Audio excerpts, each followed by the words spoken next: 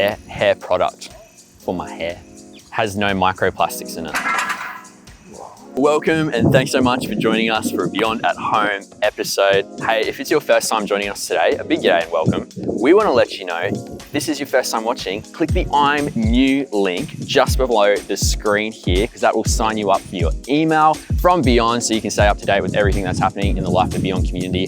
But on top of that, one of the things that you'll want to make sure that you're a part of, if you're someone who is part of the Beyond community or has been for a while, is that we have a night of worship coming up January 22nd, 6 p.m. We're coming together to jump into the new year together. So we're looking forward to seeing you at night of worship on the 22nd. On top of that, hey, we're back in person on Saturday, on Sunday, Sunday 29th of January, our first Beyond Sunday experience together for the year. New series, How to Predict Your Future. Super excited to see you there. But most importantly today, well, the conversation that we're a part of is carrying on from our last couple of episodes. We're talking about how you can grow your faith in the year ahead. So whether you're someone that would call yourself a follower of Jesus, or if you're someone who just has a lot of questions or is curious about faith, you're in for hopefully a great episode today. Let's get into it. You can't track me all the time. This one's jagged as well, it's not even straight. So to begin today's episode, just for a moment, this is what I want you to do. Just project, almost like up into a big imaginary screen, the kind of timeline and chapters of your life, the big moments and the small moments too. I want you to think about the people that would appear on this big screen that have been meaningful people in your life, who've made a meaningful impact to you in some way in your life. Now think, is that person a coach? Is it a teacher? Is it a parent, grandparent, sibling? See, when we're talking about a faith, an active faith that endures, this Christian faith that some people just seem to have, maybe you've seen it in others' lives, maybe you've experienced it for yourself, holding on to a faith that endures and helps you even with the biggest struggles and challenges in life. What is the essential ingredients? What are the ingredients that help us grow in this kind of faith?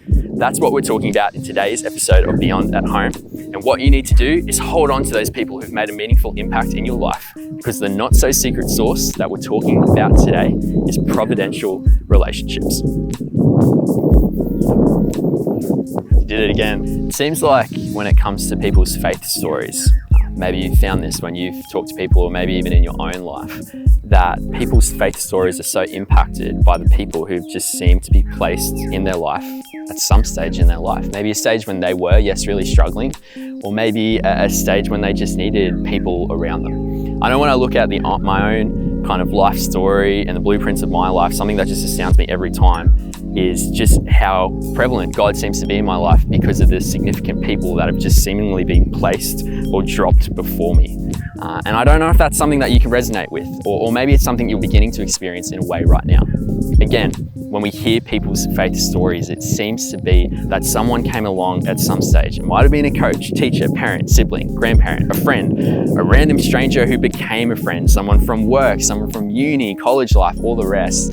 And maybe it was this relationship where that person began to talk to this other person, this follower of Jesus, and it was just around the big questions of life, things like destiny, origin, meaning, purpose, and all of a sudden the Christian faith of this follower of Jesus became something that seemed really real and authentic to them. Maybe less so than this idea of Christianity, which a lot of people within society know as just being judgmental, as kind of turning and worshipping this God who just seems to be this puppeteer. Maybe they found an authenticity in this faith that actually pointed back to a real love. And this is really the heart of what we kind of know as the gospel message, this message of hope for the world. As a follower of Jesus, it was Jesus wrote himself into the world. God actually came into the world to enter into relationship with people. That's the big message. That's the big heart of Christianity. It's actually all revolves around relationship and God's relationship that he desired with people. Again, that might sound like a really bizarre thing, or it might sound like a really beautiful thing to you. But either way, the real heart of what I'm getting at is that relationships is something that actually grows and blows up our faith. It inflates our faith. It helps us endure the difficult situations that we come across in our life. But we were born to be in relationship. And this is the power of providential relationships, right? They're providential because we don't choose them. We don't go out picking them. It's just something that happens and appears in our life. So what's our part to play when it comes to providential relationships? Well, for some of you, you've actually been a providential relationship to somebody else. Again, maybe you're aware of that or maybe you're not. It's not something that you probably go around telling everyone about. But today what I want to look at is the role that we have, the part that we have to play when it comes to growing in providential relationships with others, and also how that impacts our faith. And we find out more about this. We find out the tools of how we can go about playing out this role through the author of the book of Hebrews. Let's check him out. Now, the author of Hebrews, he really urges early followers of Jesus. These were not only early followers of Jesus, these were people that were new to putting their faith and putting their trust in Jesus. He urges them to not give up. This is what he writes. He says, do not give up. He says, let us hold unswervingly, what a word. Let us hold unswervingly to the hope we profess. For he who is promised is faithful. He's talking about God here. He who is promised is faithful. And let us consider how we may spur one another on towards love and good deeds, not giving up meeting together as some are in the habit of doing, but encouraging one another. And you see, if we were to look at what the author of Hebrews writes, he's saying if we are to lead and live a life of enduring faith, then we need to make sure we do it in relationship and in community with others. He said this is our way that we can spur one another on.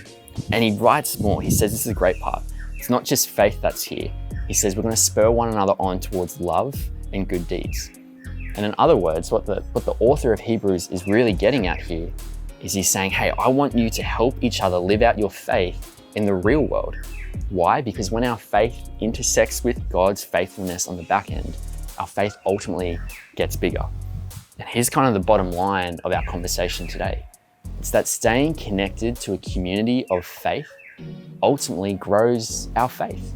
That staying connected to a community of faith ultimately grows our faith. So the author of Hebrews, he's like, I want you to spur one another on. I want you to get so close up next to people and be in their lives in a really practical and also loving way. I want you to be known by others. I want to make sure that you're still getting together with people. I want you to hang on to faith, and I want you to hang on to faith in such a way that it shows up in the real world. And why does he say this? It's the author of Hebrews. What he's also getting at here, and what's really clear to us, is that people lose faith when they lose contact with people of faith. People lose faith when we lose contact with people of faith. Again, this is something that might be really true within your own life, or something that you've already recognized. That yes, there's this intellectual side to faith. No doubt about it. We talk about those things from time to time across our episodes of Beyond at Home and just throughout our Beyond community too. But in terms of an actual experience, people tend to drift away from their community of faith before they drift away from faith itself. And this is what the author of Hebrews is getting at here in Hebrews 10, verse 23 to 25. What he's really getting to is that when we see God's faithfulness in someone else's life, it's much easier to trust him with ours. So what can we do? What can we do to help grow our faith in the year ahead? Well, I think there's 3 practical next steps that we could take to help us grow our faith in 2023. Go with him, go against him. 3 practical next steps for us to take. Number 1, ask yourself this question. Are the people who have impacted you in your faith journey aware of it?